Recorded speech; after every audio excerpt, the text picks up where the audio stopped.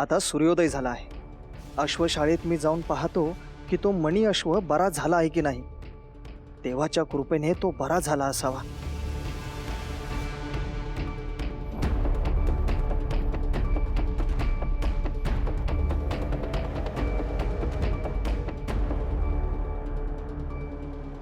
तामलिंदापूरहून आलेले वैद्य कुठे गेले?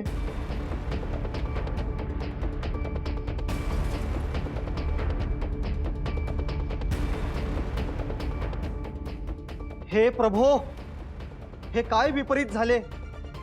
हा अनर्थ घडलाच कसा? तो वैद्य म्हणाला होता मी मणीला बरा करेन, पण हा अश्व तर गतप्राण झाला.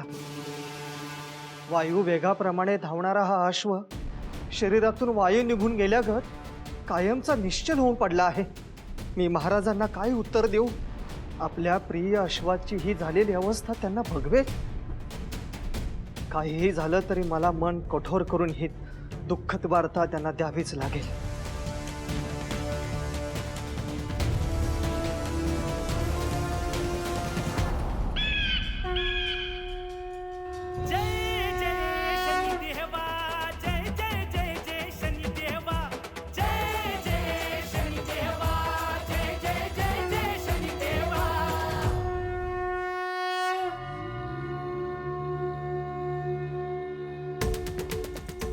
हे प्रभो, हे श्री महादेवा, यापुढे कुठल्याही कार्यात विघ्न येऊ देऊ नका.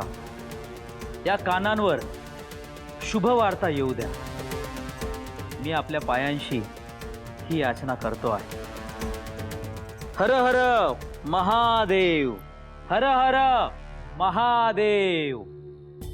महाराज, महाराज. प्रधानजी, आताच मी महादेवांना अभिषेक केला. हे घ्या, प्रसाद घ्या. पण महाराज. प्रधानजी, नंतर बोलू. आधी प्रसाद घ्या.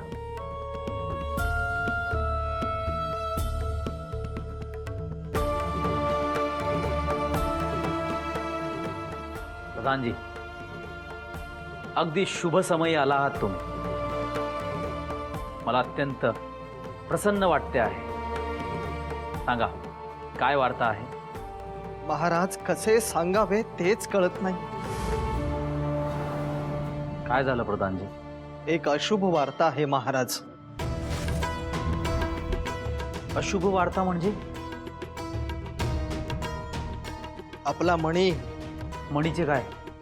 तो गतप्राण झाला आहे.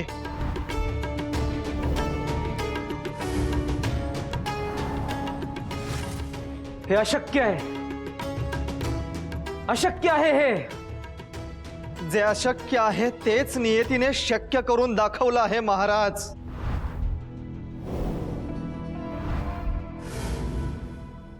प्रधानजी,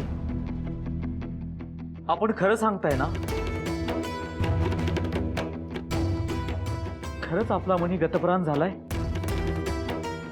होय महाराज, हे सगळं मी माझ्या डोळ्यांनी पाहिलंय. प्रधानजी,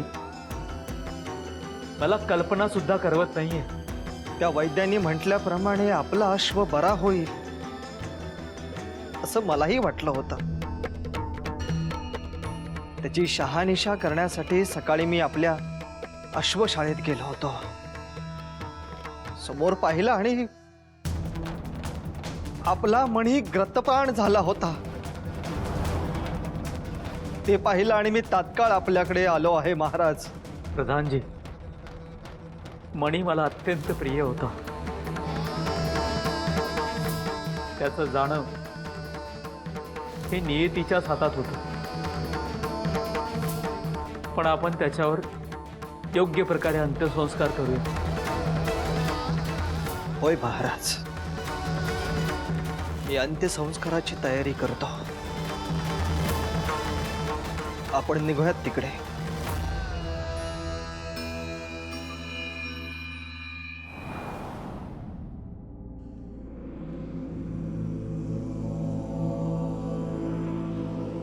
विक्रमा,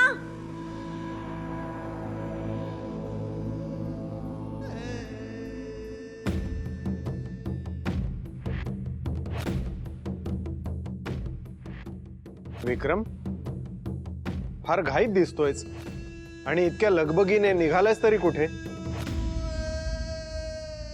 आम्ही तुलाच भेटायला तुझ्या कक्षात गेलो होतो. तू तिथे दिसला नाहीस म्हणून तुला शोधत होतो. तर तू हा असं लगबगीने निघालायस आणि तेही कोणाला न सांगता.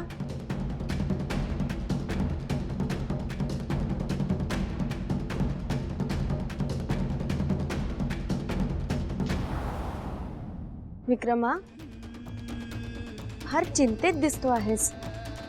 नक्की घडलंय तरी काय? अश्वमेध यज्ञातील अश्व आपला मणी गतप्राण झाला.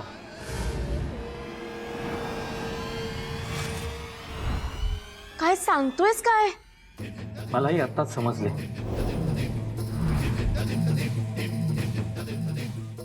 फार वाईट घडलं हे.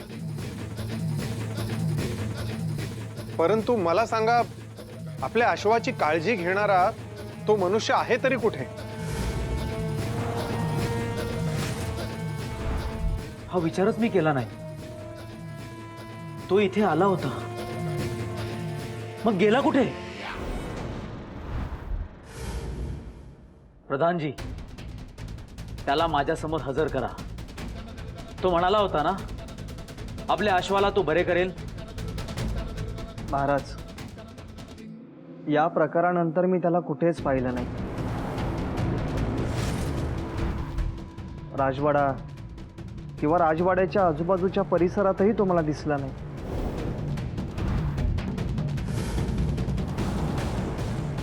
तो मनुष्य तामलिंदापूर इथून आला होता ना? होय, तिथूनच आला होता. तसे त्याच्याकडे शिफारसपत्रही होते.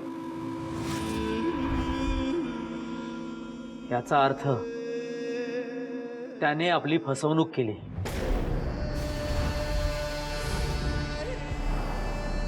होय महाराज, तो सामान्य वाटत असला तरी त्याच्याकडे शिफारसपत्र होते, म्हणून मी ही कामगिरी त्याच्यावरती सोपवली होती.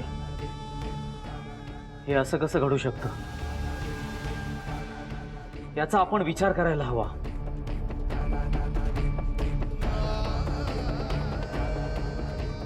विक्रमा, हे बघ, तू फार व्यथित होऊ नकोस. कदाचित त्याचे आयुष्यमान तितकेच असेल. तू जाऊन ये. तू आलास की आपण एका महत्वाच्या विषयावर बोलू.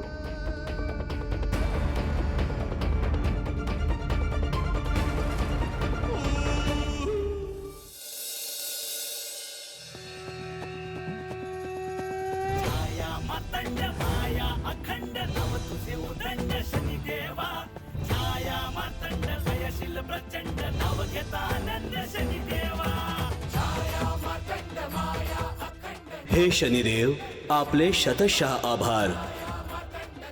आपण मला या जन्मातून मुक्त करून पुढील जन्माच्या प्रवासाला नेले. मी आता पुढचा प्रवास करण्यासाठी निघालो आहे आणि मला पुढील जन्मात मोक्ष मिळेल. त्यामुळे मी तुमचा ऋणी आहे. तुझा जाण्याचा योग होता, मी फक्त निमित्त मात्र झालो. पण हे शनिदेव, विक्रमाचे माझ्यावर अत्यंत प्रेम आहे. आमच्यात वियोग होत आहे आणि त्याचे त्याला वाईट वाटते आहे. हे बघ मणी, मनुष्याला हे समजायला हवं की या जगात स्थायी असं काही नाही. सगळं अस्थायी आहे. धन, प्रेम, आपल्या जवळील लोक, ही सगळी मोहमाया आहे. आपण ज्याला सर्वस्व समजतो असे काही नसते. तुझ्या जाण्याने त्याला हे कळेल. त्यामुळे तू निश्चिंत जावे.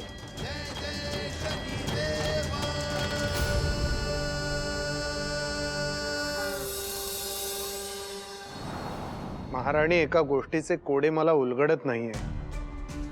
कोडे? मला समजले नाही तुम्ही नेमके कशाविषयी बोलत आहात. विक्रमचा प्रिय अश्वमणी, त्याच्यासोबत आज जे घडले त्याबद्दलच बोलतोय मी. जे घडले ते वाईटच झाले, परंतु त्याचं काय? अश्वाला बरे करण्याची जबाबदारी ज्या मनुष्याला दिली होती तो मनुष्य राजा चंद्रसेन यांची शिफारस घेऊन आला होता. होय, म्हणून तर त्याला हे काम दिले होते. तेच तर कळत नाहीये. राजा चंद्रसेन यांनी चुकीच्या माणसाला शिफारस पत्र दिले की त्यांच्या मनात वेगळाच काहीतरी हेतू होता. राजा चंद्रसेन यांच्या कन्येशी पद्मसेनेशी आपण विक्रमचा विवाह करण्याचा विचार करत आहोत आणि इथे विक्रम सोबत वेगळंच अघटित घडतंय. त्यामुळे मनात वेगवेगळ्या शंका उद्भवत आहेत.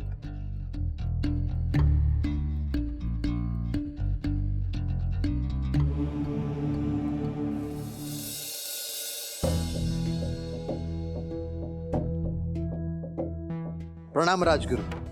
शुभम भवतु. गुरुदेव, आपले इथे येण्याचे नियोजन? नाही, आपण आलात ते चांगलंच झालं आहे, परंतु अचानक येणं केलं, संदेश देखील पाठवला नाही. जर कळालं असतं तर आपल्या आगमनासाठी पालखीची व्यवस्था केली असती. होय, तसेच काही महत्वाचे कारण आहे. काय कारण आहे गुरुदेव? राजा चंद्रसेन आमच्या कानावर असे आले आहे की तुमची कन्या राजकुमारी पद्मसेना हिच्यासाठी सुयोग्य वर शोधत आहात.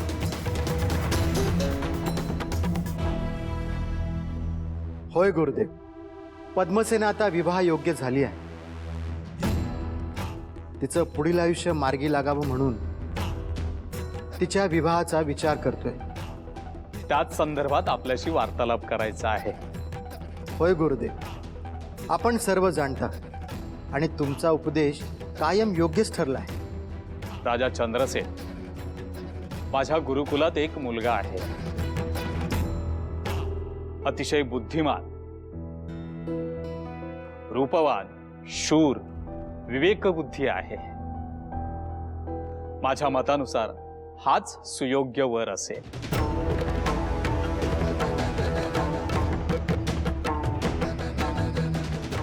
असा तडकाफडकी निर्णय घेणं योग्य नाही. हवं तर त्याची परीक्षा घ्या. प्रथम त्याला राज्याचा प्रधान म्हणून नियुक्त करावे. त्याची वागणूक, निर्णय क्षमता तपासून घ्यावी आणि मगच योग्य निर्णय घ्यावा. जशी आपली आज्ञा.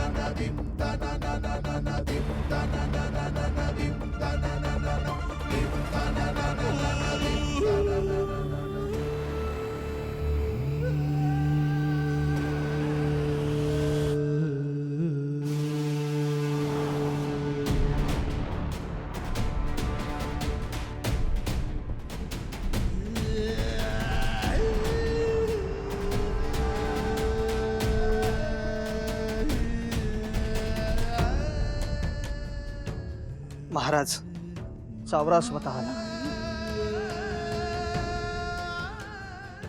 कसं सावरू प्रधानजी? लहान असल्यापासून वाढवलाय मी त्याला. अगदी मुलाप्रमाणे काळजी घेतली आहे. मी कधी त्याला अंतर दिलं नाही. माझ्यासाठी तो एका सवंगड्याप्रमाणे होता आणि आता तोच नाही.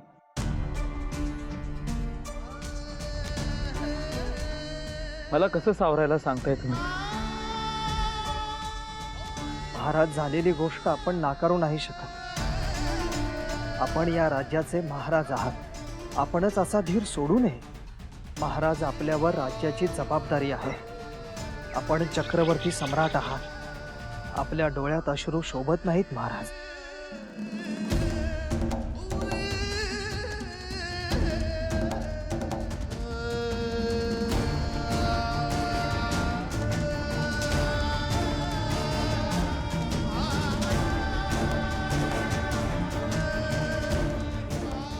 माझ्यापासून प्रिय गोष्टी दूर जाताना मी नाही पाहू शकत प्रधानजी. मी महाराज जरी असलो तरी मी एक मनुष्य आहे. मला भावना आहेत, मन आहे.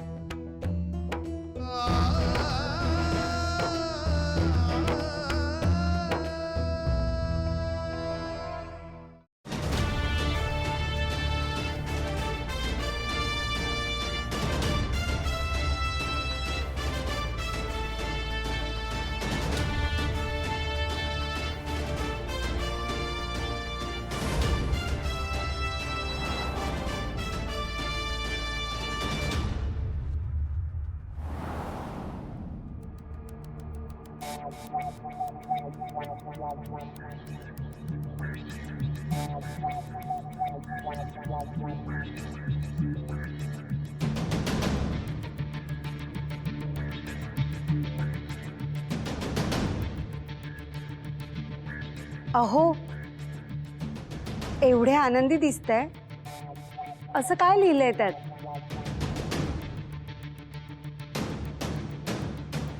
आपल्याला भेटायला कोणीतरी आलंय. स्वतः राजगुरू यांनी त्यांना पाठवलंय. चल, आपण स्वतः जाऊन त्यांची भेट घेऊया.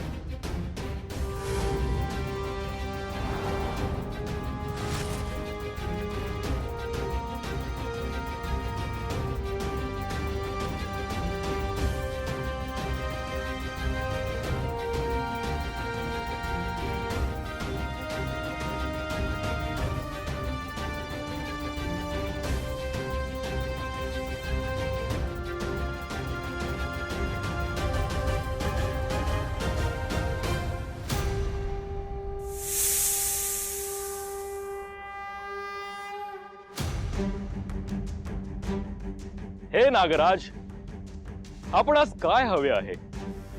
मी आपणास काय सहाय्य करू शकतो? आपण या रणरंत्या उन्हात आहात. आपल्याला नक्कीच तहान लागली असेल, हे मला जाणवते आहे.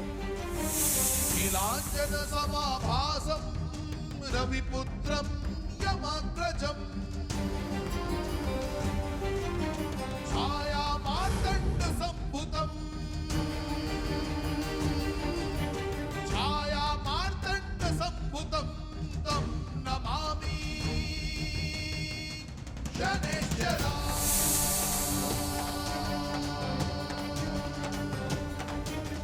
तं नमामि शनैश्चरा.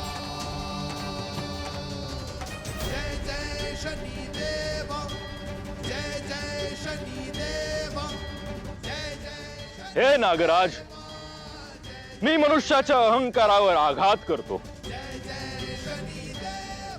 त्याच्या कर्माचा हिशोब करून त्याचा न्याय करतो. या सगळ्यात महत्वाचे कारण असे आहे की मनुष्याला त्याच्या असण्याचा अहंकार आहे. या भूलोकावर जे काही आहे त्यावर त्याची मालकी आहे असे त्याला वाटते. मी शनिदेव त्याचा अहंकार तोडून टाकतो, नष्ट करतो. कारण या सृष्टीत, या भूतलावर मनुष्य जितका महत्वाचा आहे तितकेच बाकीचे जीवजंतूही महत्वाचे आहेत. त्यांचाही तितकाच या पृथ्वीवर, या भूलोकावर अधिकार आहे. आणि मनुष्याला त्याचा विसर पडू नये हीच अपेक्षा आहे. नागराज, आज मी इथे होतो आणि आपण माझ्या समोर आलात म्हणून मी आपली तृष्णा शांत करू शकलो. पण या भूतलावर अनेक जीवजंतू आहेत. त्यांना अन्न मिळावे, त्यांची गरज पूर्ण व्हावी म्हणून या भूतलावर त्यांच्या जीवाची पर्वा न करता ते भीक मागत आहेत. त्यांचं ऐकणारा इथे कोणीही नाही. त्यांच्या अडचणी कोण दूर करणार?